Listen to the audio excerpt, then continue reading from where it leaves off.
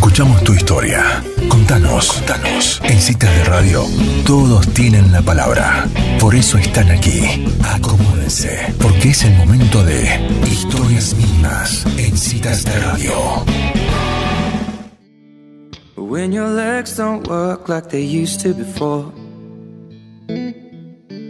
Bueno, tenemos el privilegio de tener en nuestros estudios al padre Guillermo Gómez. Como decíamos recién, los sacerdotes parece que no tienen apellido porque todo el mundo lo conoce como padre Guillermo. Vino aquí a conversar con nosotras en esta historia mínima de la semana. Buenas tardes, padre, gracias por acercarse. Buenas tardes y gracias por la invitación, que había quedado pendiente porque ya había sido invitado antes, pero no había podido participar. Se hizo rogar, pero vale la pena, padre, entonces. Vamos a ver. Bueno, padre, contémosle a la gente desde el principio, ¿usted dónde nació? Yo nací en Trenquelauquen, nacido en el campo, y esto ha marcado profundamente mi vida, tanto que cuando llegó la época de empezar a cursar los estudios secundarios me costó muchísimo tener que irme a vivir a la ciudad. O sea que vivía en el campo durante la primaria. Nací y mis padres trabajaron toda la vida en el campo haciendo tambo, y ahí nací, y también hice la escuela rural, por eso digo que me costó muchísimo la vida de la ciudad de Trenquelauquen.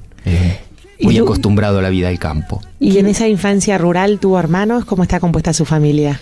Tengo una hermana mayor que me lleva 10 años. Después del nacimiento de mi hermana, mi mamá tuvo un problema de embarazo bastante importante y le habían asegurado de que no tendría más hijos. Por eso la demora de los 10 años. Y mi madre hizo una promesa que yo descubrí siendo sacerdote, no antes. Estamos hablando, yo tenía 27 o 28 años cuando mi mamá me contó de esta promesa que había hecho, que querían tener otros hijos mis padres, y mi mamá había hecho una promesa que si nacía un varón le iba a poner Jesús, y si tenía una nena le iba a poner María José. Mi papá quería que me llamara Guillermo, y por eso he sido bautizado con el nombre de Guillermo Jesús. Había que cumplir con el marido primero. Sí. Con las dos cosas, ¿no? Está muy bien, Guillermo ¿Qué se llama? Jesús. Guillermo Jesús. Guillermo Jesús. Y en esa vida de campo, ¿cómo era la vida religiosa? ¿Era una familia que se acercaba por ahí a la misa de los domingos, o rezaban en familia? ¿De dónde viene esa inquietud que luego se hizo realidad? Es extraño esta promesa de mi madre, ¿no? Pero bueno, yo fui bautizado a la semana de haber nacido, y en casa no se vivía demasiado las cosas de la fe. Es más, yo no recuerdo que me haya enseñado mi familia a rezar, sino mi maestra de la escuela rural, que también fue mi catequista. Claro. Y es más, bueno, cuando llegó la edad de la catequesis de primera comunión, la maestra fue la que le propuso a todos nuestros padres, y la maestra tenía una gran autoridad en aquella comunidad rural, y entonces cuando estábamos en cuarto grado, que éramos 3 únicamente, les propuso a nuestros padres, y bueno, ellos tienen que prepararse para recibir la comunión porque es la edad, y ninguno de los padres se resistió ni dijo que no. Primero por esta autoridad que la maestra tenía, y porque todos eran católicos, aunque no tenían ninguna práctica religiosa. ¿Qué catequista la maestra? Sí, seguro. Sí. Tengo pocos recuerdos, pero muy lindos de esa catequesis. En primer lugar, no voy a olvidar nunca la primera confesión, que también la misa de la primera comunión se hizo en el campo, y la parábola del hijo pródigo, que no sé si era porque lo repetía mucho la catequista, pero la recuerdo. Y después, con el paso del tiempo, jugaba, ¿no es cierto?, a que celebraba misa y que por ahí le predicaba a mis compañeros. Y a su vez miraba por televisión un predicador evangélico que me llamaba mucho la atención. Sí. Y que yo imitaba Claro. entre mis compañeros de la escuela primaria. Pero esos son recuerdos que vinieron a mí después del paso del tiempo, o mirando un poco toda la historia, ¿no? Decir, bueno, cómo Dios de a poco me fue conduciendo. No me quise preparar para el sacramento de la confirmación. Mire usted. Y después, cuando estaba haciendo la escuela secundaria, me invitaron a formar parte de un grupo de agentes multiplicadores sanitarios, Ujú. chicos invitados de distintos colegios. Eran los primeros casos de SIDA, Sí. y hubo en esa época un brote de cólera en el año 1991, 1992, y entonces nos formaron en el conocimiento de las enfermedades infecciosas y del contagio de esas enfermedades infecciosas, y nosotros íbamos a las escuelas, a los centros asistenciales a dar charlas. Empezamos 300 ese curso y ¿Cuántos culminamos 15, que formamos un grupo de amigos muy lindo, ¿no? Y que todos juntos íbamos a ir a estudiar medicina. Claro. La mayoría de mis compañeros son médicos.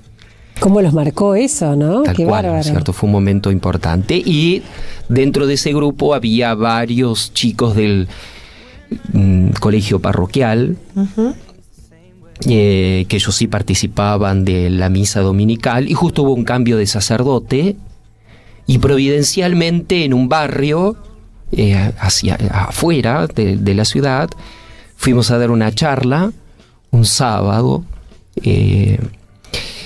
a un centro asistencial, y nos encontramos con ese sacerdote que era amigo de estos jóvenes, y entonces él nos pidió ayuda porque se estaba construyendo una capilla en ese lugar, y fuimos después de la charla a ayudar. Yo andaba con ellos y entonces por respeto lo hice, y nos invitó que al otro día fuéramos a ayudar nuevamente. ¿Cuántos años tenía en este? Yo tenía 15 años. Plena secundaria. Sí, tercer año de la escuela secundaria. Sí.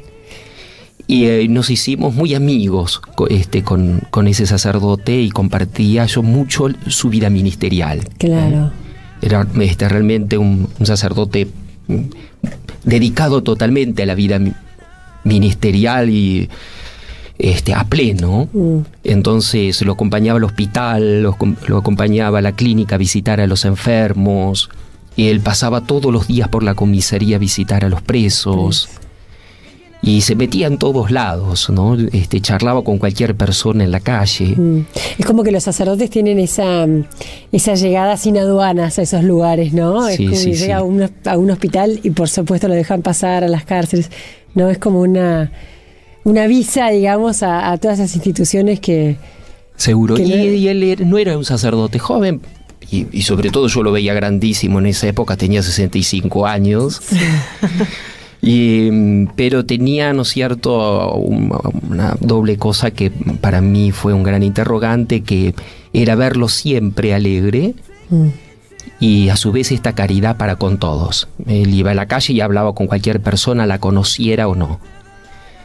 Y bueno, y ahí empezamos a compartir mucho la vida, ¿no? Y bueno, y entonces me incorporé al grupo de jóvenes. No estaba confirmado, y él mismo se ofreció para prepararme para el sacramento de la confirmación. Eso también fue muy importante. Y andaba de novio. Son tantas cosas que no nos alcanzaría el tiempo como para poder charlar, porque es una historia realmente de amor, podríamos decir. Sí. ¿no? La pregunta del millón, padre, es ¿cuándo se dio cuenta que estaba llamado al servicio de Dios? Bueno, y después que estaba abocado a esta tarea social y de la salud, y también que andaba de novio, que fue un noviazgo que para llegar a concretarlo costó mucho. Se hizo rogar. ¿De su parte o de la parte de ella? La chica se hizo estuvo rogar bien, estuvo bien. mucho. Estuvo bien. Y yo estaba empecinado en el tema, que me parecía que si yo perdía esa posibilidad de noviazgo, no iba a existir otra mujer Era que ella. pudiese compartir la vida conmigo. Entonces yo estaba Era empecinado, ella. sumamente Sí. enamorado. Que me llevó varias lágrimas ese noviazgo. Fui invitado a un retiro de discernimiento vocacional y donde presentaron las vocaciones específicas: el matrimonio, la vocación religiosa y la vocación sacerdotal. Todo un fin de semana. Y entonces, cuando volví a casa, saludé a mi familia y tenía una gran inquietud. Era tal que no podía estar con ellos, así que salí un poco al patio, caminaba y me venía a la cabeza la posibilidad de ser sacerdote. E iba acompañada esta idea del sacerdocio de una gran alegría, de muchísima alegría. Tanta que esa noche no pude dormir. Qué bárbaro. Y estaba en la escuela secundaria y esa mañana fui medio a los Altos al colegio y digo, bueno, apenas salga del colegio secundario tengo que ir a hablar esto con el padre Pedro, que era mi párroco. Claro. Y con tu novia también. Bueno, no tanto, había que esperar. No había tanto apuro. No había tanto apuro, está muy bien. Y bueno, lo hablé con él y no me animó todo lo que yo hubiese esperado. En ese momento lo reclutó me dijo, inmediatamente, digamos. tenemos tiempo. Digo, hay tiempo, tenés que discernirlo, es una opción de vida muy importante. Me seguí preparando para el sacramento de la confirmación y el día que vino el obispo, él me mandó, el padre Pedro, a buscar los ornamentos para que se revistiera el obispo para comenzar la celebración. Yo me confirmaba ese día y entonces el padre Pedro dice, bueno, contale al obispo, y nos dejó solo, que querés ser sacerdote. Y bueno, yo quería entrar ya al seminario, ¿no? Me faltaba medio año para terminar la escuela secundaria, pero quería ingresar, ¿no? Así que ese fue hay otro motivo, hay un otro momento importante, ¿no? ¿Y ya le había avisado a su novia a esa altura? Todavía no. Sí, ya le había avisado. Ya le había avisado, sí. Qué cosa, ¿no? Porque digo, bueno, yo pensaba cuando comencé ese noviazgo que no tenía la posibilidad de experimentar un amor más grande que ese. Y la vocación sacerdotal justamente consistió en haber experimentado otro bien mayor. Claro. Yo la única imagen que tengo como para representarlo es ese texto del Evangelio, en donde Jesús dice: el reino de los cielos se parece a un tesoro escondido en un campo. Un hombre lo encuentra, lo vuelve a esconder, vende todo lo que posee y compra el campo, ¿no? Claro. La parábola significa que él descubrió algo mucho más importante de todo lo que tenía y por eso pudo deshacerse. Por eso cuando hablan a veces de la renuncia, dice, bueno, ¿cuánto tienen que renunciar ustedes, los sacerdotes? Yo no lo experimento de esa manera. Es cierto que uno naturalmente desea formar una familia, tener hijos. Hacer una opción por la vocación sacerdotal no significa ni un rechazo por la mujer, ni por el sexo, ni por la vida familiar, ni por los hijos. Es más, cuando uno tiene la edad que tengo yo, que tengo 40 años, que estoy en la mitad de la edad, el tema de la familia y de los chicos y todo juega como un papel muy importante, ¿no? Pero la renuncia se hizo fácil por haber descubierto algo que tenía mucho valor, un gran valor, un tesoro de mucho valor que me hizo más fácil renunciar al resto de las cosas. Y Guillermo, tu familia, cuando le comentaste a tus padres. Yo lo viví todo en silencio. Ajá. Se iban dando cuenta todos, pero yo no lo decía casi hasta último momento. Es más, mis compañeros de escuela secundaria se enteraron cuando subíamos al colectivo para el viaje de egresados de Bariloche, ¿no? que una de las chicas se enteró y vino a interrogarme sobre el tema. Claro. ¿Cuál fue la reacción de tus compañeras? No, mis compañeros estaban un poco sorprendidos, pero nadie se opuso, ¿no? Todos me acompañaron, y mucho. Y todos se alegraron y todos mis compañeros estuvieron el día de mi ordenación sacerdotal. Qué bárbaro, qué aunque bueno. Por ahí la mayoría no son personas que practican, pero todos estuvieron en la ceremonia, la celebración y en la fiesta después. Y a mi familia le costó un poco más, especialmente a mi hermana. Mi hermana mayor le costó muchísimo, no entendía, le parecía que era como iniciar un camino de frustración, ¿no? Decía, bueno, como que yo merecía otra cosa, que no podía ser que hiciese esto. No entendía. Y mis padres, mi mamá lo intuía. Y bueno, mi padre hizo silencio, pero me acompañaron. Después con el tiempo, al verme que yo estaba feliz con lo que hacía, entonces, bueno, ellos también. Es más, el sacerdocio o el llamado de sacerdocio no solamente fue una gracia para mí, sino también para toda mi familia. Claro. Porque ellos comenzaron a hacer todo un proceso de crecimiento en la vida de la fe, especialmente mi mamá y mi hermana, ¿no? Así que se derrama la gracia. Tal cual. Sí, va mucho más allá de la persona elegida. Padre, y con este Papa que tenemos que invita a abrir las puertas de las iglesias y a salir a las periferias existenciales, ¿qué mensaje le daría a toda esa gente que cree en Dios, digamos, que tiene fe natural, pero sin embargo, o por alguna mala experiencia, o por algún resquemor o algo, no logran confiar en la iglesia humana y están como alejados de la institución como tal? ¿Qué mensaje le puede dar de esperanza para toda esa gente que por ahí lo mira de afuera? A ver, en la comunidad de Pehuajó ya me pasó en la primera época que estuve. Yo estuve acá en Pehuajó, llegué recién ordenado, en el año 2002. Yo tenía 26 años. Y en esta comunidad siempre tuvo la característica, creo que por el padre Carlos Mateos, que estuvo involucrado también en la vida de otras instituciones, o ya el padre Keegan, que formó parte de los fundadores de los bomberos voluntarios de la comunidad de Pehuajó, o el padre Carlos Mateos en el centro complementario, o trabajó mucho también en el barrio Don Domingo, o en relación con otras instituciones.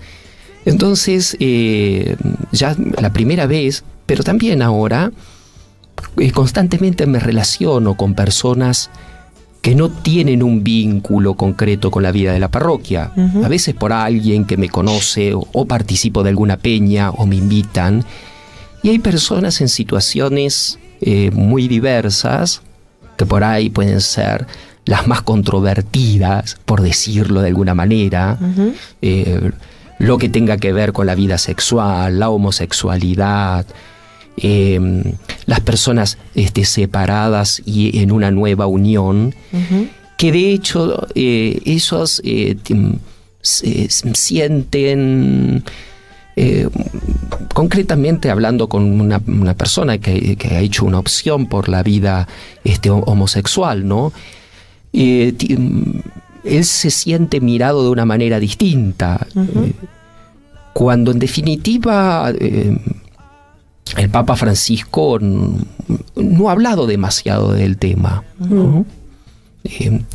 Sin embargo, en otro momento él se sentía como fuera, y hoy se siente incluido, ¿no? Y por ahí, por estos gestos o por esta apertura del Papa Francisco, donde constantemente habla de que las puertas abiertas, de que las puertas de la iglesia están abiertas para todos, ¿no? Entonces yo creo que eso ha sido sumamente favorable.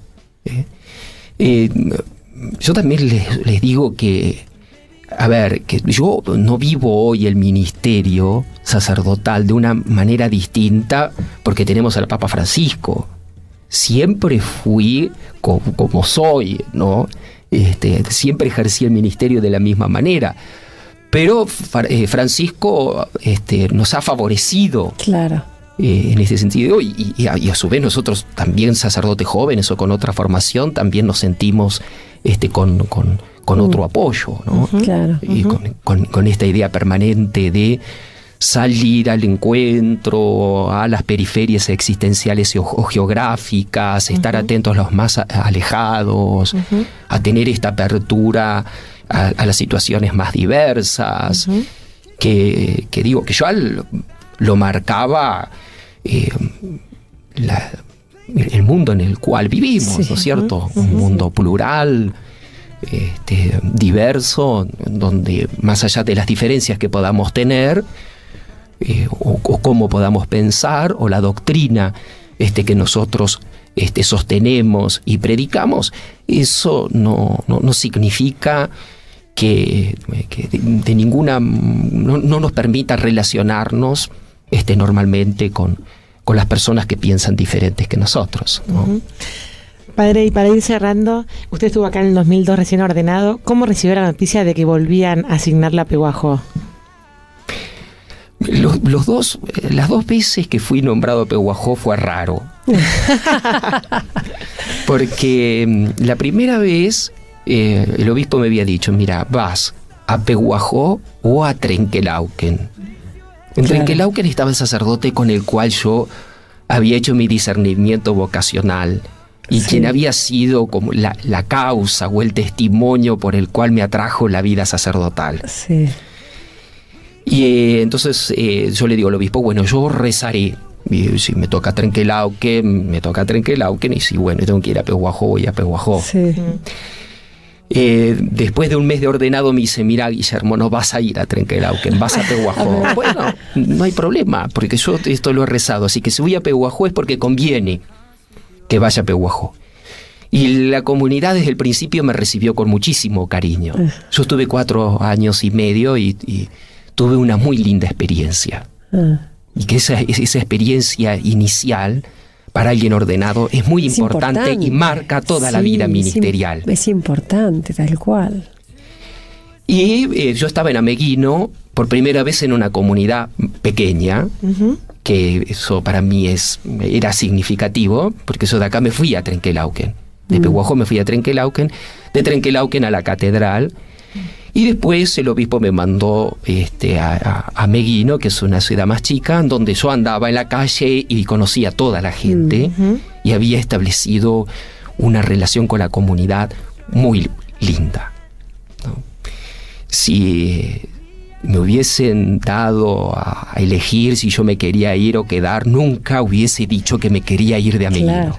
Es parte del desprendimiento, ¿no? De la vocación, saber dejar lugares, personas. Pero bueno, el obispo, después de hablar un rato largo de bueyes perdidos, me dijo, te tengo que pedir algo.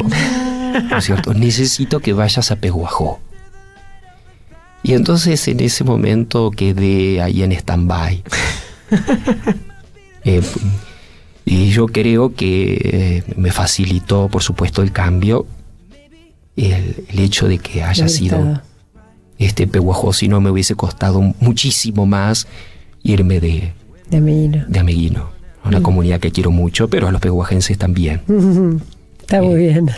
Bueno, padre, muchísimas gracias por esta conversación, por haberse acercado hasta aquí y darnos su testimonio. Bueno, gracias a ustedes por la invitación. Escuchaste en Historias Mínimas una nota al padre Guillermo Gómez, el párroco actual de Pehuajó.